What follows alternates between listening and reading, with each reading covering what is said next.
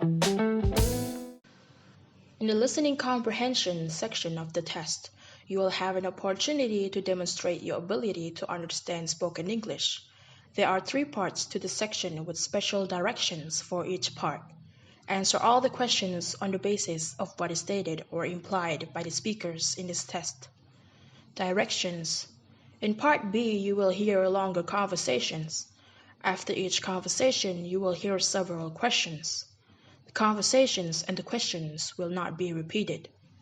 After you hear a question, read the 4 possible answers on the screen and select the best answer.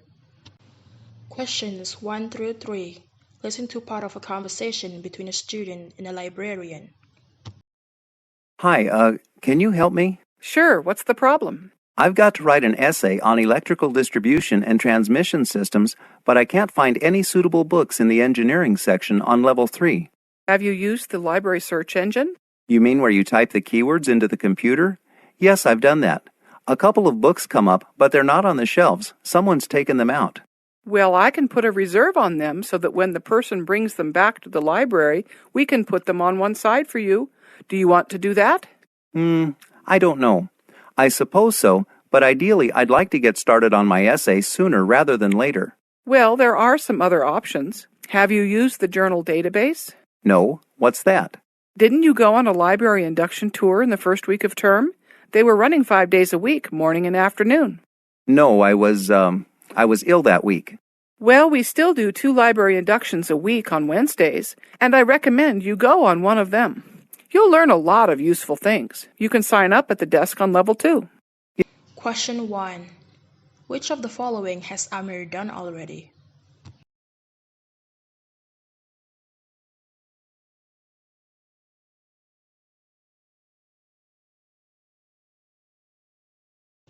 Question 2. On how many days per week are library inductions currently available?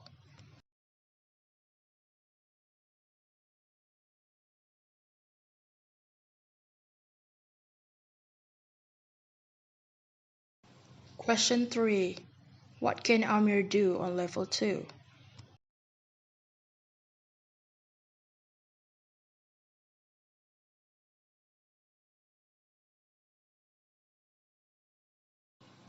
Questions 4 through 7. Listen to part of a conversation between a student and a professor. Hi, Professor Adams. My name is Larry. Hi, Larry. How can I help you? I was told that you place students in internships for various university programs. Yes. Well, I'm interested in the internship at the University Art Museum. What responsibilities interns have, what qualifications they need to have. Sorry, those positions are all filled for this year. Oh, but I just saw the announcement on the museum website this morning. Unfortunately, the website is out of date. I want to do museum work after I graduate, and the job experience would look great on my resume. Plus, it's the only paid internship on campus. I understand. However, there are some other ways to get some work experience, even if it's not exactly what you want. For instance, the library is looking for student volunteers. The library? But... Well, they're planning an exhibition of photographs documenting the history of the university. And they're looking for student volunteers to help go through the archives and select images that'll show how the university's changed over the last 100 years. Now, that's only a 4-week project, I think, and of course it's unpaid. But it would be something to put on my resume. Exactly. Why don't you read the job description? It's posted on the library's website. If you're interested, let me know, and I'll put in a good word for you with Emily Peterson. She's the library's exhibitions director and will be interviewing applicants. Okay, I'll do that right away. Question 4. What do the speakers mainly discuss?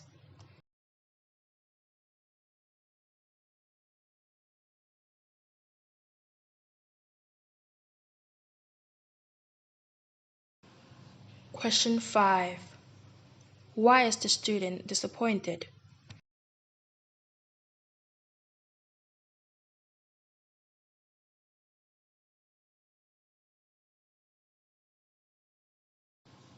Question 6.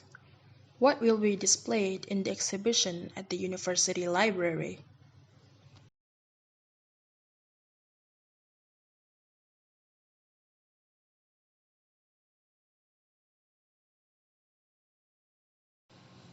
Question 7. What can be inferred about the library's exhibitions director, Emily Peterson?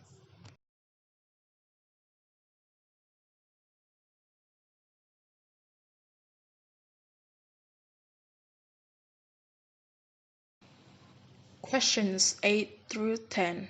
Listen to part of a conversation between a student and a professor. Hi, I'd like to join the school's math club. Wonderful.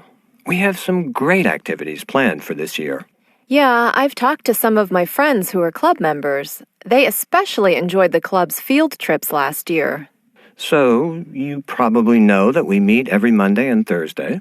Yeah, there's one thing. I volunteer to tutor some primary school students in math on Mondays.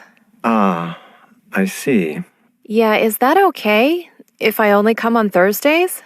Is it possible to change your tutoring day? Not really. The tutoring counts toward the community service requirement for graduation. And the way the school set up the program, Mondays are for math, so I have to be there. Well, it should be okay. After all, not everyone comes to every meeting. Even if you can only come once a week, I think you'll still enjoy the club. Question 8. Why does the student go to see the professor?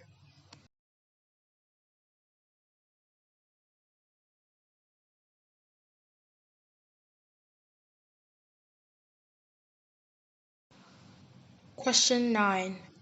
What did the student's friends say about the math club?